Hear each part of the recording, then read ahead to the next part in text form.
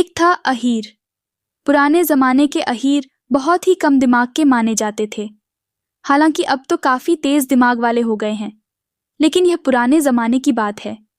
एक अहीर निकला अपनी ससुराल जाने के लिए। उसने घर में पूछा कि क्या कहते हुए जाऊं जिससे रास्ता आसानी से कट जाए। तो पत्नी ने बोल दिया कि आजकल खेतों में चिड़िया फसल बर्बाद कर रही हैं, इसलिए हुर्र फुर्र कहता हुआ जाए तो लोगों का भला भी हो जाएगा और रास्ता भी आसानी से कट जाएगा। अब वह जोर जोर से हुर्र फुर्र कहते हुए चला। आगे एक चिड़ीमार पक्षी पकड़ रहा था। ग्वाले की हुर्र फुर्र सुनकर सारे पक्षी उड़ गए। चिड़ीमार को बहुत गुस्सा आया। उसने ग्वाले की पिटाई कर दी। ग्वाले ने कहा कि भैया, मैं तो रास्ता आसानी से कट जाए इसलिए बोलता जा रहा था। तब चिड़ीमार ने कहा कि अब बोलना ही है तो वह बोले कि जो आए वो फंस जाए, जो आए वो फंस जाए।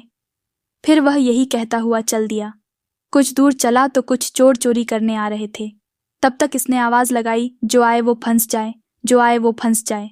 फिर तो चोरों ने भी जमकर धुलाई कर दी। बोले ये तो हमको फंसवाना चाहता है। ग्वाले ने कहा कि भैया, मैं तो रास्ता काटने के लिए कुछ बोलता जा रहा हूँ। पीछे चिड़ीमार मिला तो उसने ही बताया था ये बोलने के लिए। चोरों ने कहा अब से बोलना कि लय लय आवो धय धय जाओ, लय लय आवो धय धय जावो। ग्वाले ने कहा ठीक है भैया, अब यही कहूँगा, और कहता हुआ चल दिया। कुछ दूर आगे चला तो शमशान मिला।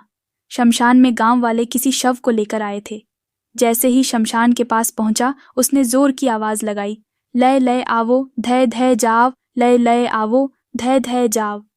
अब तो गांव वालों ने उसे पकड़ लिया और बोले, तुम कहना चाह रहे हो कि लोग शव लाते रहे और धरते रहें? तुम हम लोगों का बुरा क्यों सोच रहे हो? तुम्हें शर्म आनी चाहिए। बेचारे ग्वाले ने कहा, भैया मेरा कोई कसूर नहीं है, मुझे तो रास्ता काटने के लिए कुछ कहते हुए जाना है बस। जो लोग बता देते हैं वही कहने लगता हूँ। तो गांव वालों ने कहा कि कहना है तो कहते हुए जाना कि राम करे यस की हुक न होए, राम करे यस की हुक न होए। कुछ दूर और आगे चला तो एक बारात मिल गई। लोग नाच गा रहे थे, खुशियां मना रहे थे। ये पहुंचते ही चिल्लाया, राम करे यस की हुक न होए, राम करे यस की हुक न होए। आगे वही हुआ जो आप सोच रहे हैं। बारातियों ने बैंड बाजा छोड़ इसी को बजाया। बारातियों से ग्वाले ने सारी बात बताई तो उन लोगों ने कहा कि अब आगे कहता हुआ जाए, राम करे यस सबका होए, राम करे यस सबका होए।